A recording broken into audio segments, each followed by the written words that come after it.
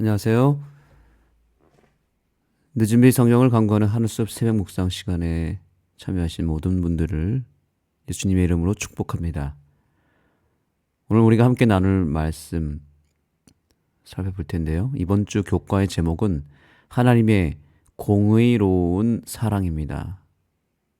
하나님의 공의로운 사랑. 하나님의 사랑의 그 넓이와 깊이를 또한 크기를 알기 위해서 우리가 꼭 알아야 될 중요한 개념이 하나가 있습니다. 그것은 바로 하나님의 사랑은 공의로운 사랑이다라는 것이죠.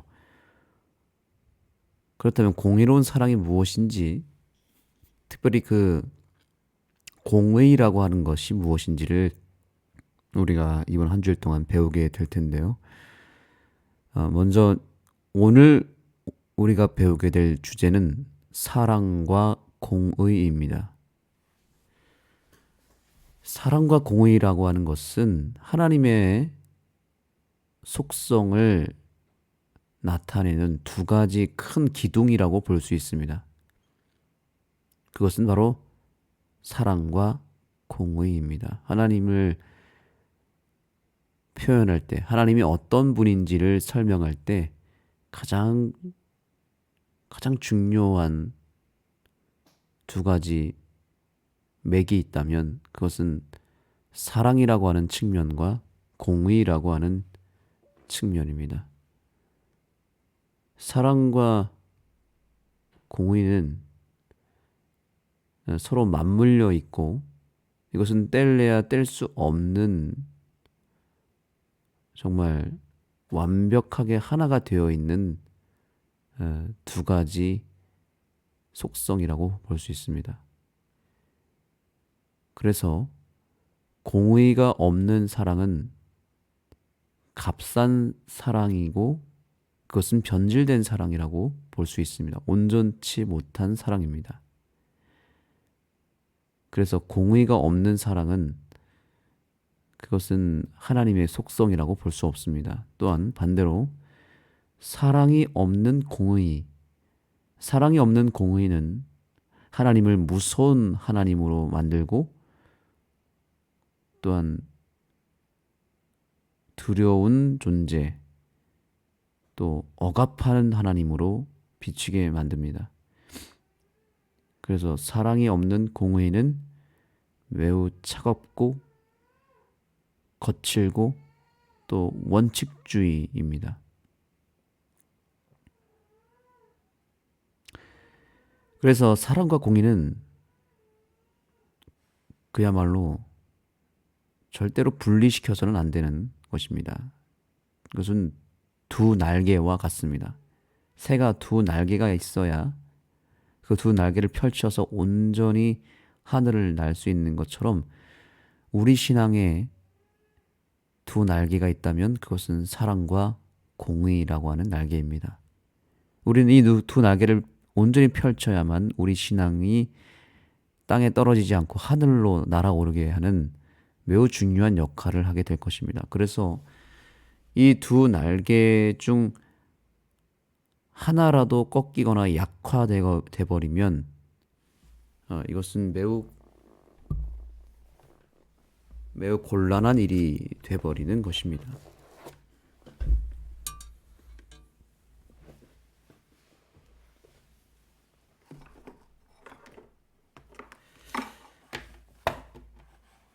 그래서 사랑과 공의 중에서 하나라도 놓치게 되면 우리는 하나님에 대해서 오해를 하게 되어 있고 또한 우리의 신앙도 역시 하늘로 날아오르는 것이 아니라 약화되고 곤두박질 쳐서 무너지게 되어 있습니다. 자, 그러면 이제 본문의 말씀을 좀 보도록 하겠습니다. 이 방금 설명드린 이 개념을 꼭 마음에 꼭 뿌리가 내려져야 됩니다. 뿌리 내린 상태에서 한번 본문의 말씀을 좀 읽어보겠습니다. 성경 전체에서 사랑과 공의는 함께 나타난다. 진정한 사랑은 공의를 요구하며 진정한 공의는 사랑을 통해서 다스리고 실현된다. 아멘. 여기도 분명히 언급하고 있습니다. 사랑과 공의는 이렇게 서로가 서로를 보완하고 강화시키고 있습니다. 성경 전체에 흐르는 사상입니다. 사랑과 공의는 함께 나타난다는 거죠.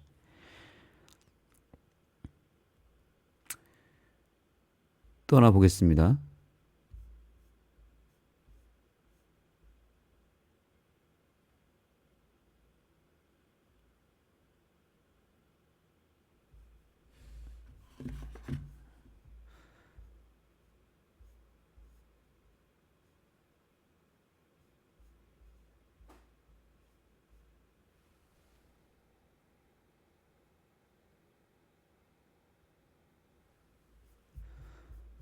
자, 여기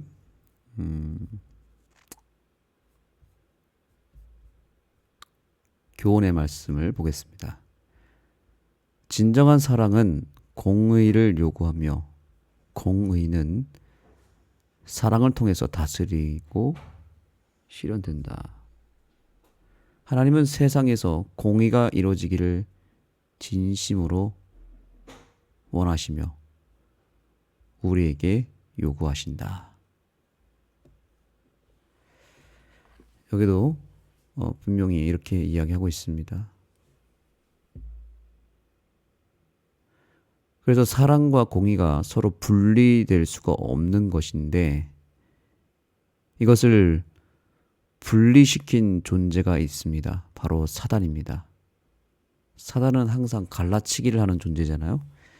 그래서 하나님의 속성이 사실은 공의와 사랑 자체가 그냥 하나의 몸뚱아리인데 그래서 이번 교과의 제목대로 하나님의 사랑을 공의로운 사랑이라고 아예 표현하잖아요. 그런데 사단은 이것을 분리시켜 버렸습니다. 그것이 죄의 결과입니다. 그래서 이것뿐만이 아닙니다. 사단이 갈라놓은 것들이 또 많습니다. 믿음과 행함이라고 하는 것도 분리시켰습니다. 사실 믿음과 행함도 하나가 되어야 되거든요. 그런데 우리는 믿음 따로 행함 따로 행함으로 말미암는 의, 믿음으로 말미암는 의 이렇게 나눠서 이해를 하지만 사실 행함이 없는 믿음은 죽은 믿음이라 그랬고 믿음이 없는 행함은 이것도 역시 율법주의가 되고 이것은 또한 하나님을 믿지 않는 교만함으로 볼 수 있는 것이죠. 그런데 사단은 이것을 또한 갈라놨습니다. 믿음과 행함을 갈라놔 버렸습니다. 이런 것들이 상당히 많이 있습니다. 율법과 복음 이것도 갈라놓은 거죠. 율법이 복음이고 복음이 사실 율법인데 사단은 이것을 또한 갈라놔서 복음 따로 율법 따로 이렇게 분리시켜서 마치 율법을 지키는 것은 잘못된 것으로 이해하게 만들어 버렸습니다. 그러나 율법이 없는 복음은 값싼 복음이고 변질된 복음입니다. 복음이 없는 율법은 율법주의로 나아가게 만듭니다. 이렇게 사단의 전략에 수많은 크리스찬들이 속아 넘어갔다라는 것이죠. 구약과 신약이라고 하는 것도 사단은 분리시켜 버렸습니다. 그래서 구약을 믿는 교회가 따로 있고 신약만 믿는 교회가 따로 있습니다. 둘 다 이거를 일치시키는 교회가 많지가 않습니다. 그래서 우리는 율법과 복음도 일치시켜서 이해해야 되고 행함과 믿음도 일치시켜서 이해해야 됩니다. 사랑과 공의도 일치시켜야 합니다. 하와가 범죄하게 되었을 때 사단은 쾌재를 불렀습니다. 그리고 그의 승리를 장담했습니다. 왜냐하면 그때 사랑과 공의가 분리되었고 복음과 율법이 분리되었고 행함과 믿음이 분리되었기 때문입니다. 사랑과 공의가 분리되는 순간은 바로 죄가 들어온 순간이었습니다.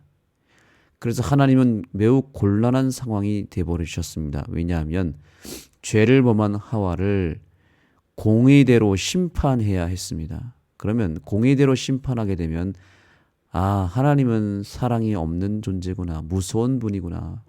율법을 하나라도 어기면 그 선악과 하나 먹었다고 하나님은 사람을 죽이는 분이고 심판하는 무서운 분이구나라고 온 세상을 향하여 오해하게 만들었습니다. 만약에 또한 반대로 하나님이 죄를 범한 하와를 그저 용서해주고 사랑으로 품었다면 어떻게 됐을까요? 또한 사단은 공격의 빌미를 만들었겠죠. 하나님은 공의롭지 못하시는구나. 자기가 만든 율법도 그냥 범한 사람을 향해서 그 율법을 쌍그리 무시하고 그 율법에 대한 원칙도 다 무너뜨리고 그저 용서하신 거 보니까 하나님은 참 쉬운 분이고 가벼운 분이시구나. 자기가 말한 것도 지키지 않는 분이고 원칙이 없기 때문에 율법이라고 하는 것은 그냥 가볍게 그걸 범하고 불순종을 해도 어차피 용서를 받을 거기 때문에 이거는 잘 지킬 필요도 없는 것이구나 라고 오해하게 만들어서 하나님의 율법을 공격했겠죠. 이도 저도 안 되는 상황이 돼버린 것입니다. 사랑으로 용서하기도 어렵고 그렇다고 공의대로 심판하기도 어려운 곤란한 상황이 닥친 것입니다. 자, 이러한 상황에서 하나님은 어떻게 하셔야만 했을까요? 사단에 의해서 분리된 사랑과 공의는 결과적으로 하나님의 사랑을 그리고 하나님의 공의를 오해하게 만들었습니다. 그래서 결국 하나님의 품성이 왜곡되고 피조물들로 하여금 오해하게 만들었습니다. 거기에 천사 3분의 1이 속아 넘어간 것입니다. 이미 하와가 범죄하기 전에도 이러한 사단의 전략에 의해서 천사 3분의 1이 넘어간 것입니다. 하나님은 정말 무서운 존재구나. 이렇게 생각해서 넘어간 존재들이 있고요. 또한 하나님은 원칙이 없는 분이구나. 하나님의 율법은 그래서 개선해야 된다. 하나님의 율법은 수정이 필요하다. 이렇게 사단이 이야기하면서 하나님이 온전한 존재가 아닌 것으로 오해하게 만들었습니다. 이것이 하늘에서 벌어진 대쟁투에서 일어난 이슈였습니다. 자, 그런데 이 분리된 사랑과 정의를 완벽하게 다시 회복시키신 분이 바로 예수 그리스도라고 하는 사실을 우리는 깨달아야 합니다. 그것이 구체적으로 어떤 방법으로 이루어졌습니까? 바로 그 결정적인 방법은 예수님께서 십자가에 오르시는 것이었습니다. 자, 이쯤에서 우리는 다시 본문의 말씀을 좀 살펴볼 필요가 있습니다.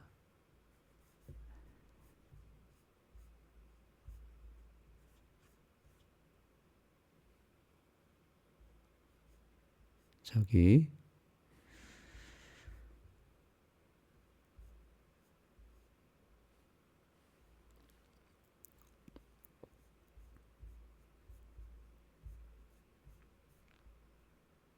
여기입니다. 맨 마지막 영감의 교훈입니다.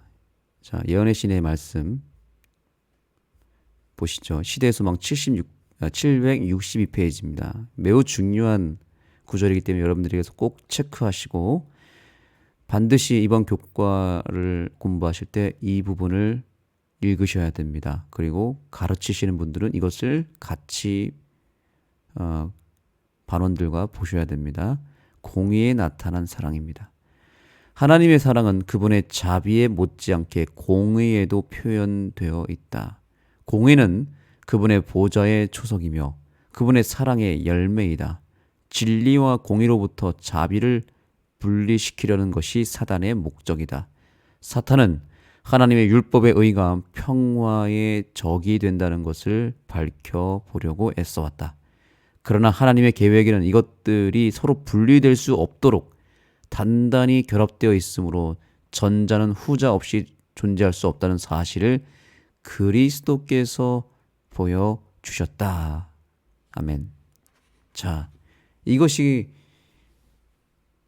무슨 의미입니까? 바로 예수님이 이 땅에 오신 목적이 바로 이 사랑과 공의를 분리시킨 사단의 그 전략을 깨트리고 이것이 뗄래야 뗄 수 없이 단단하게 결합되어 있다는 것을 알려주시기 위해서 오신 것이 예수님의 성육신이라고 하는 것이고요.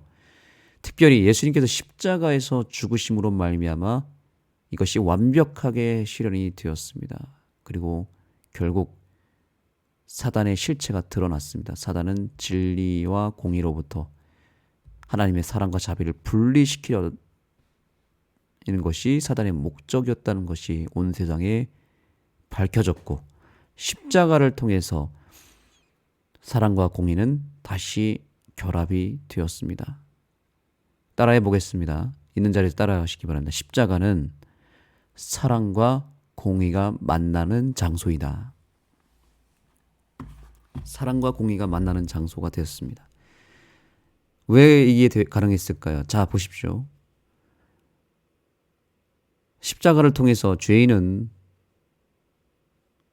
하나님의 사랑의 속성에 의해서 구원을 받게 되어 있습니다. 누구든지 십자가의 사랑을 받게 되면, 십자가 앞으로 가게 되면, 십자가를 믿으면 누구든지 용서를 받고 구원을 얻습니다. 어떠한 죄를 범했다 할지라도 그 인생의 모든 죄가 다 용서가 되었습니다. 그래서 우리는 십자가를 통해서 온전히 구원을 받게 됩니다. 자, 공의의 측면에서 볼까요? 공의는 무엇입니까? 죄를 범한 사람은 반드시 형벌을 받고 심판받고 죽음을 감당해야 되는데 예수 그리스도께서 죄가 전혀 없는 그분이 우리를 대신하여서 그 죄값을 대신 치러주신 것입니다. 그것을 대속이라고 말하죠. 대속. 대신 속죄를 이뤘다는 것입니다.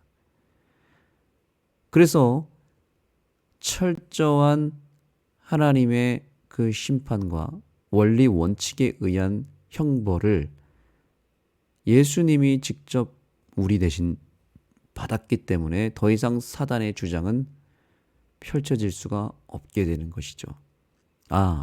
온 우주로 하여금 죄라고 하는 것이 이렇게 무섭구나. 그리고 하나님의 공의는 분명한 속성이구나. 하나님의 공의가 완전히 세워진 것이 십자가입니다. 죄를 범했기 때문에 반드시 심판을 받아야 되는데 그 심판을 예수 그리스도께서 온전히 짊어지심으로 하나님의 공의를 완전히 세워버렸습니다. 그래서 예수 그리스도라 할지라도 그 죄에 대한 모든 것을 그분이 짊어지게 되었을 때에는 예수 그리스도라도 심판을 받게 되는 것이구나. 하나님의 아들이신데도 불구하고 죄가 그분에게 옮겨졌을 때에는 불순종이라고 하는 그 결과를 감당해야 했구나. 그래서 아버지 하나님이 아들 하나님을 직접 심판을 내리시고 죽이셨구나. 하나님은 공의로운 분이시구나. 동시에 하나님은 정말 우리를 사랑하시는 분이시구나. 이것이 십자가에서 밝혀졌다는 사실입니다. 사랑하는 성도 여러분, 우리는 이 마지막 때에 사단의 전략을 이겨내기 위해서 십자가 앞으로 나아가야 됩니다. 십자가가 답입니다. 십자가 없이는 우리의 신앙은 온전할 수가 없습니다. 사단의 전략에 우리는 이미 속아 넘어갔습니다. 사랑과 공의를 분리시킨 사단에 의해서 지금 온 세상의 모든 복음이 다 변질되어 버렸습니다. 사람들의 그 구원관이 완전히 변질되어 버렸습니다. 세상 그 어디에도 진정한 복음을 찾을 수가 없습니다. 왜 그런가 봤더니 이렇게 사단이 다 갈라치기를 해버렸거든요.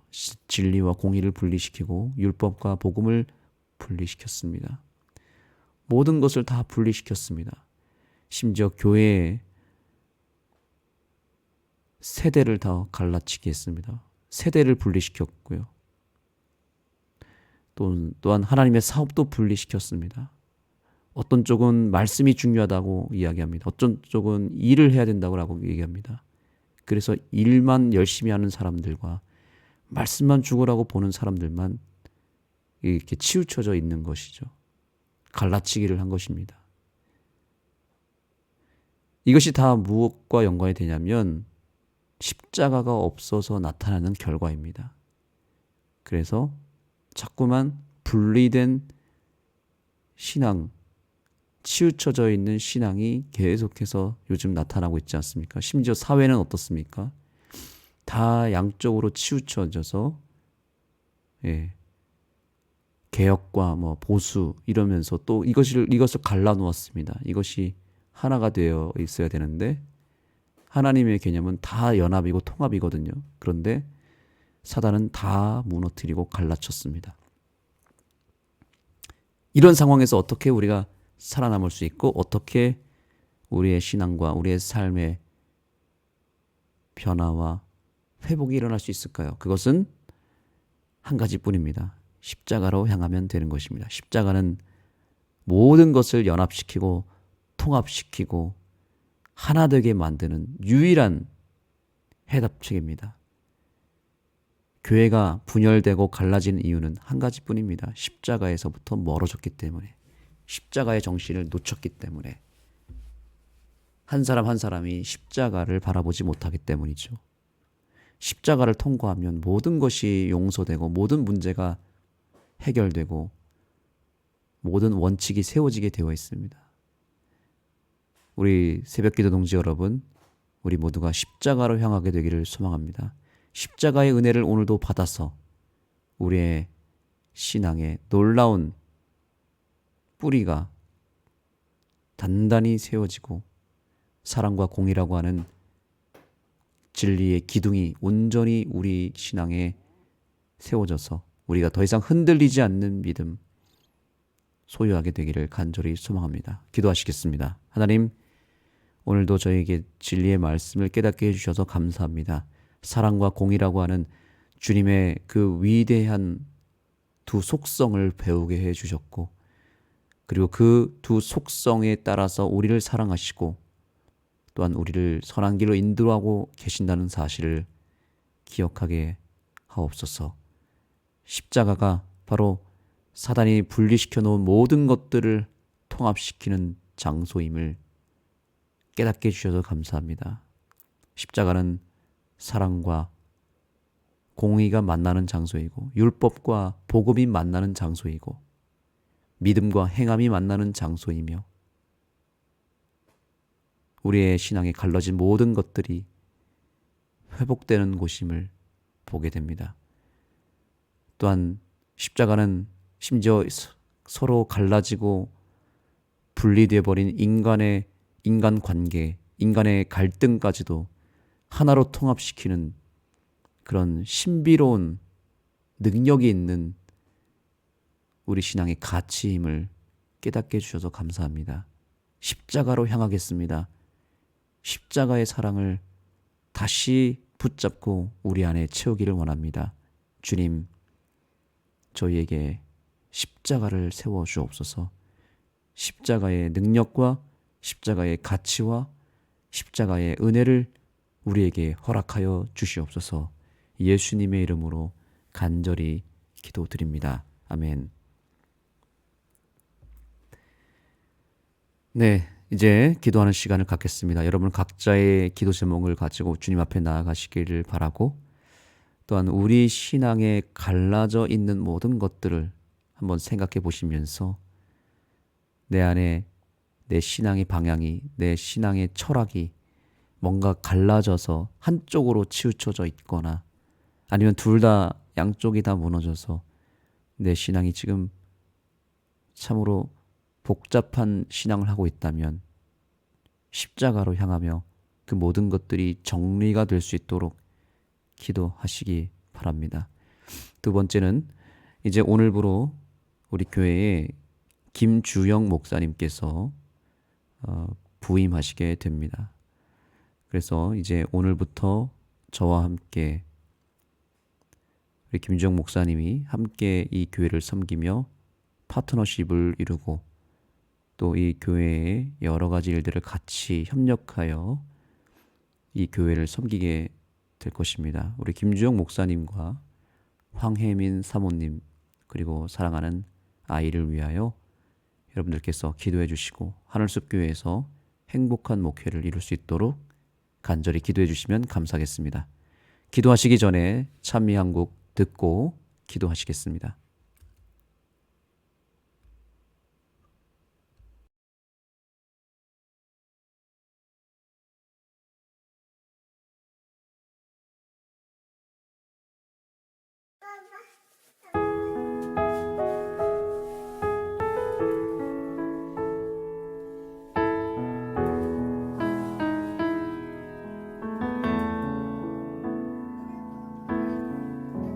십자가 그 사랑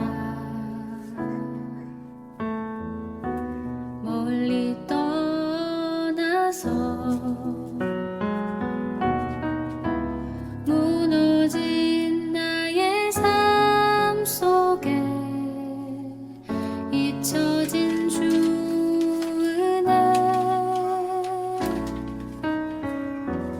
돌 같은 내 마음 어루만지사 다시 일으켜 세우신 주를 사랑합니다. 주 나를 보호하시고 날 붙드시리 나는 고배롭고 존귀한 주님의 자녀라. 주 나를 보호하시고 날 붙드시리 나는 고배롭고 존귀한 주의 자녀라.